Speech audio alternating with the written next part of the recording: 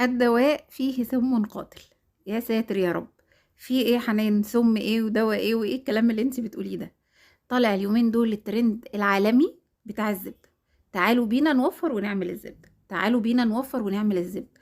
وللأسف شيفات كبيرة جدا اللي عاملة الفيديوهات دي وبتقولك انها هتطلعي زبدة نيوزيلندي، وكمان بعد كده مش هتستخدمي زبدة نيوزيلندي، لا ده انت هتاخدي من الزبدة اللي انت عملتيها وتعملي بيها تاني زبدة نيوزيلندي. تمام؟ عايزه اقول لكم ان الكلام ده خطر جدا جدا جدا، وهوريكم بقى بالدليل القاطع. انا مش هعمل لكم الزبده لان انا استحاله اضيع فلوسي في ان انا اعمل الهراء ده فعلا، يعني بجد بجد خدعوك فقالوا يعني. بجد اللي يزعل كمان اكتر ان في شيفات فعلا المفروض ان هم شيفات محترمه عملت الموضوع ده، وانا شايفه ان هو للاسف حاجه صعبه جدا واحنا ما ينفعش نعملها. اولا ده قالب زبده نيوزيلندي، والزبده النيوزيلندي وصلت ل 160 جنيه اخر مره انا جبتها. ايوه عارفه ان هي غاليه، وعارفه ان في ناس كتير قوي ما يقدروش يشتروا الزبده النيوزيلندي، بس برضو حرام ان انا اروح اضيع فلوسي في حاجه بايظه وهتبوظ ومش صحيه وحاجات كتير، وهقول لكم دلوقتي بالدليل القاطع يعني. عايزه اقول لكم ان الزبده لما بتيجي تقطعيها الزبده النيوزيلندي او اي زبده طبيعي، لما بتيجي تقطعيها ما بتتفرفتش، وزي ما انتم شايفينها كده بتبقى يعني شايفين كمان، يعني لما بتيجي تدعكيها في ايدك كده وتدهنيها زي الكريم البشره بتمتصها. تمام؟ وما بتاخدش اي مجهود ان انت تحسي ان انت ايدك خلاص ما عادش فيها اي حاجه، يعني مش بتبقى مدهننه بقى سوري، ويعني تحسي فيها بالملمس اللي هو بتاع الدهون اللي مش راضي يفارق. لا، عارفين الفرق ما بين الكريم اللي الجسم بيشربه والكريم اللي يفضل تحسوا ان هما ملمسه في قلب البشره؟ هو كده برضو بالظبط الزبده النيوزيلندي مع فرق الزبدة الخليط. تمام؟ ادي كمان الزبدة انا كانت طرية شوية وانا بقطعها المرة اللي فاتت، دخلتها التلاجة و عشان تبقى جامدة قوي واقطعها لكم. لما بتيجي تقطعي الزبدة الطبيعي ما بتتكسرش، ما بتتفرفتش، ما بتفرولش. تمام؟ المربع او المكعب بينزل زي ما هو. فده حاجات من الحاجات اللي بتخليكي تحسي ان في فرق ما بين الزبدة الطبيعي والزبدة اللي هي خليط. حلو الكلام؟ طيب تعالوا بقى بينا نشوف ايه بقى الكلام اللي حاصل ده وايه الرغي الكتير ده. تمام؟ اللي عرفناه ان من 3 كوبايات، كوباية لبن، كوباية زيت، كوباية زبدة، هتعملي كيلو زبدة نيوزيلندي. اول حاجه الثلاث كوبايات وزنهم مش كيلو، فالثلاث كوبايات تقريبا لو كل كوبايه 200 جرام، فالثلاث كوبايات وزنهم 600 جرام. فاحنا ما عملناش كيلو زبده نيوزيلندي، ودي اول خدعه قالوا لنا عليها. حلو الكلام. تاني حاجه ان الزيت لما هيتحط مع الزبده يبقى ده كده خليط، يبقى انا كده ما عملتش زبده نيوزيلندي زي ما قالوا. لو هتحطي كوبايه الزبده نيوزيلندي يبقى هتبقى الخليط كله نيوزيلندي، لو حطيتيها زبده مخلوطه هتبقى الخليط كله زبده مخلوطه. تمام؟ فاولا احنا كده لا عملنا كيلو زبده، ولا عملنا زبده نيوزيلندي، ولا عملنا زبده صحيه، ولا اي حاجه. هقول لكم بقى على الحاجه اللي اخطر بقى من كده كمان.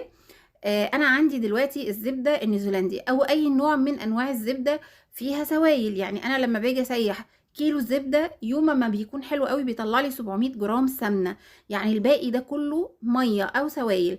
يبقى انا كده عندي كوبايه الزبده دي هيطلع منها ربع كوبايه سوائل. حلو الكلام. طيب تعالوا بقى لكوبايه اللبن. هل كوبايه اللبن دي فيها سوائل قد ايه؟ في الطريقة بتاعة الزبدة اللي هما بيعملوها بنحط معلقتين خل وعصير ليمونة علشان اللبن يروب او يبقى مادة صلبة. طب تعالوا كده نشوف احنا هنعمل اللبن هروبه او هحط عليه معلقتين الخل او معلقة الخل علشان يبقى رايب، وهقول لكم في الاخر هطلع لكم السائل من اللبن، وهشوف ايه المواد الصلبة اللي هتطلع من كوباية اللبن والسوائل اللي هتطلع منه قد ايه. تمام؟ تعالوا كده نشوف مع بعض. ادي كوبايه اللبن بتاعي، هحط عليها معلقتين خل او هحط عليها شويه خل اللي هو هيخليها تروب يعني. انا هامله البقين اللي هما باقيين من كوبايه اللبن دول علشان تشوفوا اللبن هيحصل فيه ايه او ايه اللي هيحصل له. هو اولا ساعه ما بحط عليه الخل القوام بتاعه بيتقل كده، فهتحسي ان هو بدأ يبقى يعني ايه، قوامه تقيل، مش اللبن السائل اللي متعارف عليه. زي ما انتوا شايفين كده، شايفين حاسين ان القوام بتاعه بدأ يتقل. تمام؟ هسيبه شوية كده وبعدين هدخله بقى الميكرويف علشان يفصل. المفروض ان انت كده كده بتسيحي الزبده، يعني انت لما بتيجي تستخدمي الزبده هتسيحيها مش هتستخدميها على البارد. فانا هوريكي كوبايه اللبن اللي انا هخلطها على الزيت وعلى السمنه دي ايه السوائل اللي فيها قد ايه. خلاص، شايفين كوبايه اللبن؟ حسيتوا ان هي بدات تفصل اهي. تمام، زي ما انتم شايفين كده. هسيبها بقى لغايه لما ترطب خالص، وهنشوف برضو مع بعض كميه السائل اللي في كوبايه اللبن هتبقى قد ايه. بصوا كوبايه اللبن عملت ازاي. شايفين الجزء اللي فوق ده بقى كله لبن، والجزء اللي تحت ده ميه، ومع ذلك اصلا برضو الميه فوق، يعني ده مش كله مواد صلبه. وهجيب لكم بالدليل القاطع وهوريكم كوبايه اللبن دي ميه قد ايه ومواد صلبه طلعت من اللبن قد ايه. وهوريكم ان كيلو الزبده اللي طلع، او الناس بتقول ان هو هيطلع كيلو زبده فيه كميه سوائل قد ايه. يعني انتي في الاخر طالعه ب 3/4 كوبايه الزبده مع كوبايه الزيت. حلو الكلام. يبقى انت كده ما استفدتيش اي حاجه نهائي بالموضوع اللي احنا عملناه ده خالص. شايفين المنظر عامل ازاي، وشايفين الكوبايه عامله ازاي، والسائل عامل ازاي. انا شايفه ان انا لو انا عايزه اوفر، او احنا عموما طبيعي انا لما باجي استخدم معاكم الزبده، اكيد لما بحط مكعب زبده في الطاسه بحط معاه شويه زيت علشان الزبده ما تتحرقش. لكن اكتر من كده ملوش لازمه كوبايه اللبن.